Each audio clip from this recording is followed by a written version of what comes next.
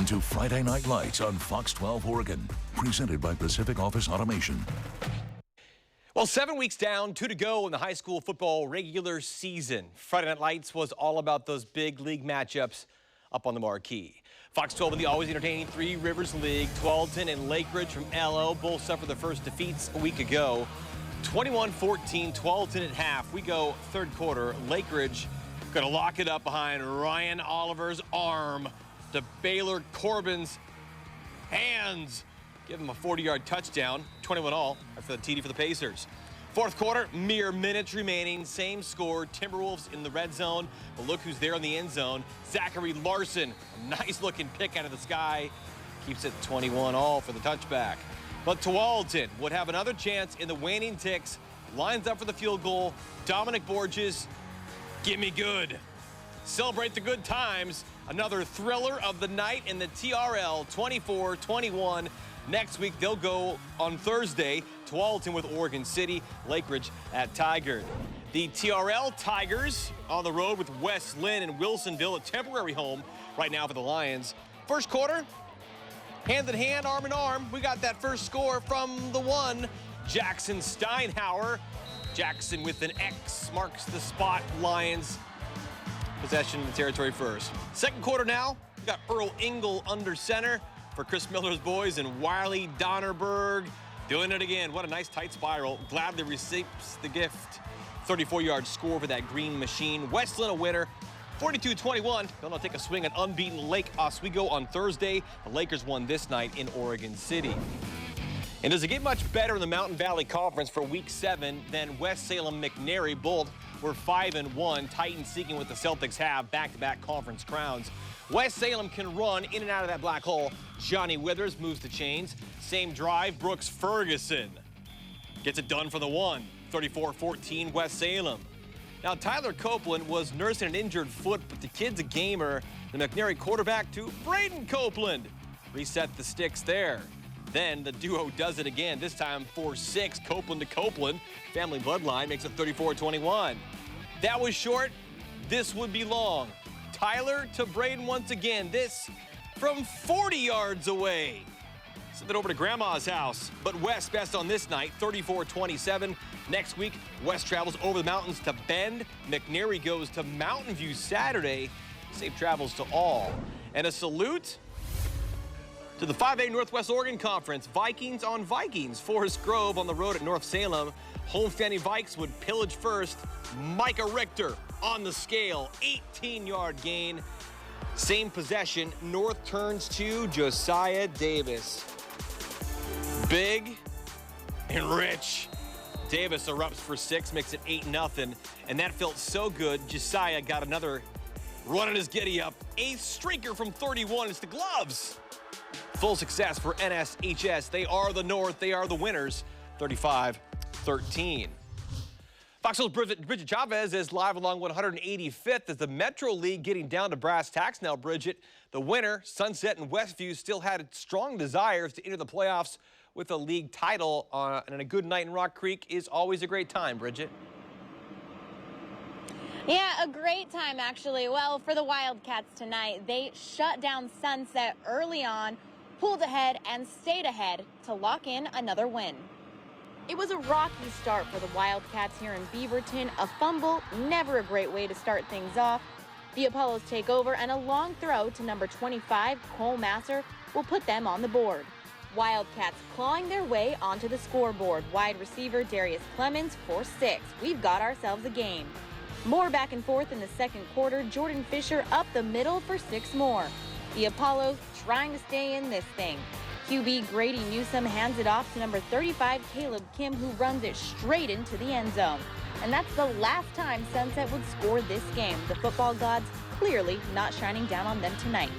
Wildcats start to pull away. Fisher again runs for more than 60 yards here. He is on fire tonight. And again, number 4, Darius Clemens signs for the delivery. 27-13 at the half. Back in the third quarter, the Wildcats continue to dominate. Westview shutting out any chance for another Sunset score. 3 more touchdowns by Fisher will close out this game. Final score here in Rock Creek, 48-13 Wildcats. You know, it's just big plays. You know, we have Darius Clemens, he's a great receiver. Sam Levitt, great line. We executed, made big plays when it mattered. And next week, Sunset will host Beaverton and Westview hosts South Medford. Reporting live tonight, Bridget Chavez, Friday Night Lights. Yeah, and Foxville's big game guy, Craig Burnback, live in North Portland, where a win by Roosevelt over rival Grant could all but lock up the Rough Riders' first PIL title in 8 years. But Craig, the Generals, not so easy to relinquish that belt, right? Nick, I'm getting too old for this. What a game we had. His 4 quarters just wasn't enough. We had to go to overtime, and in the end, it was one swing of a leg that would decide who would end the night at the top of the PIL. First half, Grant would fly out to a 21-7 lead thanks to Jay Sean Pete, who was just awesome tonight. He's going to take this kickoff and go 68 yards to the house. This kid can play. But Roosevelt showed grit all night long. Seconds left in that first half, and Marion Kelly's going to float it up. This time it's Demarius Branch who's going to leave everyone in the dust, and Grant led 21-15 at the break. Second half, it gets real wild. We're tied at 27 apiece when Lindell Betts, who was money all night, cruises in from 15 yards out. Roosevelt went for 2, got it, was up 8. So here we are, Grant down 8, but number 9, Kellen Siegel is going to erase that with a 1-yard sneak and then a 2-yard, 2-point scamper. Yep, we were tied at 35 and headed to overtime. In OT, it's Marion Kelly for Roosevelt into the end zone for 6. Rough Riders go for 2, don't get it. So it's Grant now, and you know where they're going. They're going to Pete. Number 11's in. It's tied at 41. Did I say tied? Well, Oliver Fake says tied. Not anymore. He kicks the extra point. It's a thriller, and Grant's the winner. Your final, 42-41. And Nick, this one just ended moments ago, and it was Grant's 13th straight victory in this rivalry. But I got to tell you, I think it was the most difficult victory in that winning streak. Live from Roosevelt High School, I'm Craig Burnback, Friday Night Lights.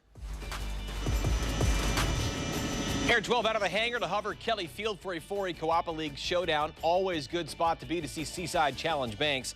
The hometown Braves boys were up 17-0 second quarter. It's Cooper Goebel surveys and selects to Charlie White. But the flock of Seagulls would soon say no thanks. Cooper Rojan blocked that kick all night and all day. Seaside looking to salt away a score before the half on the blocked punt. But sometimes Seagulls get a soggy fry to White, giving chase. Credit this tackle, though, for the turf monster. They cut the grass that way just for that kind of reason. Fight like the Braves, a blanking 38-0. Air 12 doing work along the Columbia. 5-1 Canby, 4-2 Scapoose. The Cougs, formerly in 6A, of course. And they have just really feasted on the first Northwest Oregon Conference opponents they played. But the Tribe leading the 5A ranks in points per game. Opening quarter, opening scores, spin, bounce, and burn. Tyler Canold warming it up for Cougar Country. A 55-yard drive got Highway 30. Next, Canby Drive. The senior captain, Michael Gibson, escapes some heat and finds the leaking valve, Andrew Souls. Sophomore with a way to keep him safe. First down inside the 20. That's when Scapoose got tough in the trenches. Literal hands in the dirt out there. Gibson can't elude the big nasties. Backpedaling the monster mash for the big loss. Tribe would take over. And that's when Luke McNabb took over. The senior quarterback playing for keeps. Chased out of the sidelines there. They would not get in the end zone. Jimmy Joyce's 6-1 boys want all that noise. 33-21 victors. Their regular season run ends next week in Forest Grove. And what's a Friday for Air 12 without visiting Harefield? McKay, Hill High, and that 5A Special District 2, both looking for conference win number 2. Third quarter, McKay knows where its bread is buttered. Kyron Fuimauno, Chancey Lee, too easy. Spread it out, slice them up. And when an opportunity knocks, best not miss. The extra point snap botch, biffed. But then we got Justice Anthony to Octavio Quivoto Jr. The 2-point conversion, faked or not. That was slick. So too is this. Phooey and justice for them all. Over the top, Justice Anthony. The verdict? How about a 70-yard score for that read? Happy birthday, Coach C. 35-6 McKay on that victory party bus ride home. Air 12 along Cornelius Pass, 6A Pacific Conference powers McMinnville and first place Liberty. And if you're going to go far in the postseason, you better have a quality kicker in high school too. The Falcons do. Tried and true from more than 40 yards away. 31-21 Falcons at halftime. Third quarter, no longer that diamond in the rough they all know about. Hero Diamond, senior quarterback pulling it himself. 17-point advantage for the Falcons. But McMinnville knows the right way to play too on the ensuing kickoff. You got to follow that bouncing ball. Austin Rapp for the Grizzlies into and out of the trap. Little field flip to get across the other side of the 40-yard line. So McMinnville in some quality territory here. And from there, the Grizz made it count in Hillsboro. Kai Hoskinson, run out, stop at a dime, and jump ball to Brian Blank. He's 6'2", 190, reach and power in. Another wild one along Wagon Way. Liberty 52, McMinnville 34. And when it comes to the Greater St. Helens League, the weekly matchups are always a grinder, right? Fox 12 Battleground for the Battle Dome of District Stadium. Mountain View, Prairie always bring the heat in that 3A classification. Third quarter, Prairie up 8-7. Falcon rock until it's not. That's loose. MVA just recovers on the 15. Falcons would hold them from there. Eli Warney, good on the boot from 32. Thunder out in front, 10-8. Later third, we got a quarterback keeper, MJ. Mitch Johnson for MV. Dive on in. 13-yard touchdown. Mountain View extends the edge. Fourth quarter, 5 minutes left in the game. Fourth and long. Prairie can fly. The wings and the prayer, but C.J. Hamlin snips them both. Interception at the 13. Prairie would hold, get another shot, and what a scene this was. Thor Stepina, desperate times, some of the best plays. Chase Phillips, 41-yard snag to the 26. Same possession, Thor gonna hammer a look around the left and then dig that cleat into the right to close the gap, but it remained that way. Team 41 sums it up again. You've been thunderstruck. 17-14. Next week, they'll both take part in the day-night McKenzie Stadium double dip with Battleground and Evergreen. We get your kicks from Mac with a 4:30 start on this day in the GSHL, Kelso and Evergreen. Opening quarter, Kelso trailing by a field goal until this. Hunter, let her put your name on it. Reese Collins will stretch for success. 7-3 Highlanders on a 10-yard score. Later first, Hunter again. This time the far sideline to Zeke Smith. 56-yard catch and cash. 14-3. Second quarter now, little smoke and mirrors, little screen to Connor Noah. Vanish into the end zone for the 14-yard touchdown. 21-3 Highlanders. But plain and simple, Evergreen never gives in. Jaden Crace high in the air to Jordan Peters. 44-yard touchdown. Plainsman down 21-10 at half. Third quarter now, Kelso snatches those points, though, right back as Noah takes that feed from the goal line and digs in. 28-10, 42-10 in the end for Kelso. A victory that should go a long way in chasing down one of those GSHL postseason bids. Kiggins Bowl, the place to be if you were peeling the spuds or rolling with the Rapids. Ridgefield and Columbia River in the 2A GSHL. The Spudders warmed up, the full meal deal in the oven here. Davis Panko runs right and waits for the posse to pal up. 25-yard score, Ridgefield up 7-0. Adam Watt's gonna do this here. Spin right, down the middle of the field, the big arm and a big great catch to Victor Flores. 42-yard score to level it up. Second quarter, more from Panko. 4th and 2 on the River 34. You find a lane and stick that way. 34 yards. Spudders mashed them 34-7. The first place Spudders closed with R.A. Long and Woodland now. We're the Ridgefield Spudders, and you're watching Fox 12 Friday Night Lights. Yeah, playing with her best friend at Nationals and soon her big sister in college. Our high school spotlight shines on a senior golfer from Beaverton's Mountainside High. Mountainside High senior Emily Song has been in her bag since she was 7. It's nice to get out and it's just kind of de-stressing after school. The 17-year-old Song prefers to name that tune of happiness after the bell. I feel like when I'm golfing, I'm more of an even keel kind of player.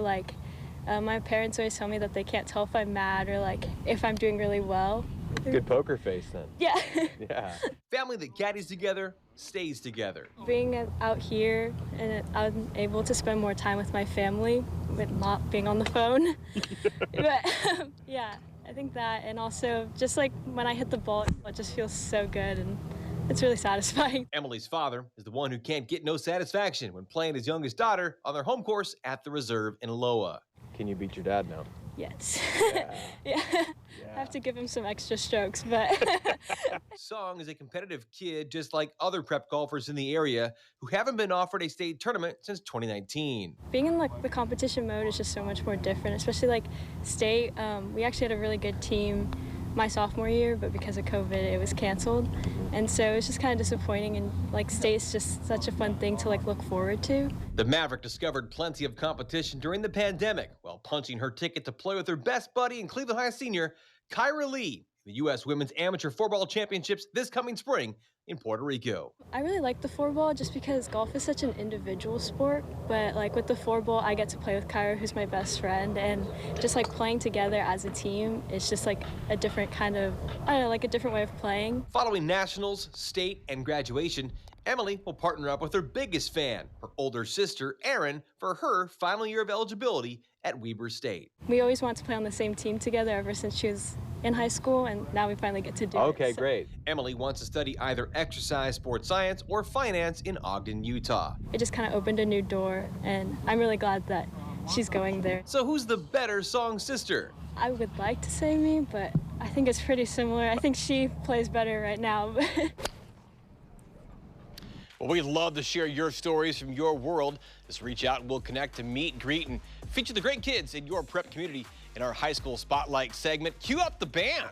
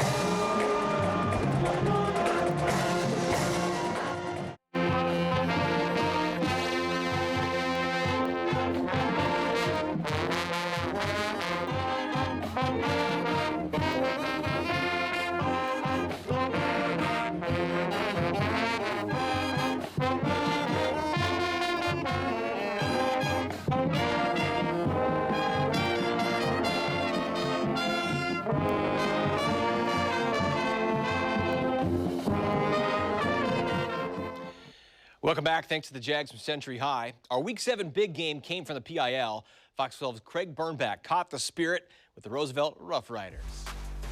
Nick, we're back here in North Portland, Roosevelt High School, this classic PIL matchup, and it's time for Cheer of the Night. I'm joined now by Mariana Delara Vargas. That's a long name. I'm glad you had to say it.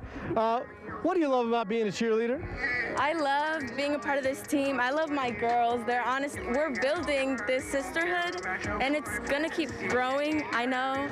I'm proud to be a Rough Rider. I'm proud to go to Roosevelt. I love going to Roosevelt. I couldn't imagine going to any other school in Portland. I feel right at home here. It's the best high school in Portland.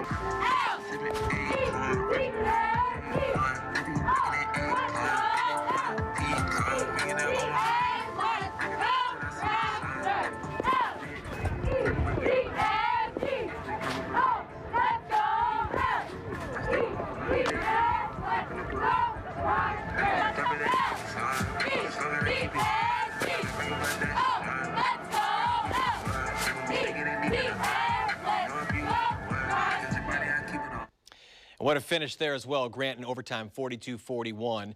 Well, Fox 12's Bridget Chavez was on assignment in the Metro League for the Cats from Rock Creek and the Apollos of Oak Hills. Always a big rivalry there. Sunset and Westview, that special night along 185th. It's a sea of pink here, and for these students, not only is it about the game, but raising awareness for breast cancer, and for a lot of them, this hits close to home.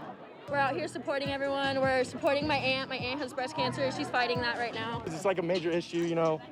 Cancer's like a really big problem in the world, and I have family who died from cancer, so it's like a really important topic for me too. Pulling out all the stops. So you just went full Yeah, on out. you know, I had to go crazy for today. I was thinking just pink shirt, and I was like, no, I'm gonna throw a dress on, get some fairy wings. You know, I had to be dripped out in all the pink. For Friday Night Lights, I'm Bridget Chavez. Always good to win on and off the field. If you missed any portion of our highlights, we've got you covered. Just head over to the sports page on KPTV.com. You can always tune in whenever it fits your schedule on the Fox 12 YouTube page as well. You know what to do. Like, subscribe. We'll see you next time for Week 8 of Friday Night Lights. Thanks for watching Friday Night Lights on Fox 12 Oregon, presented by Pacific Office Automation.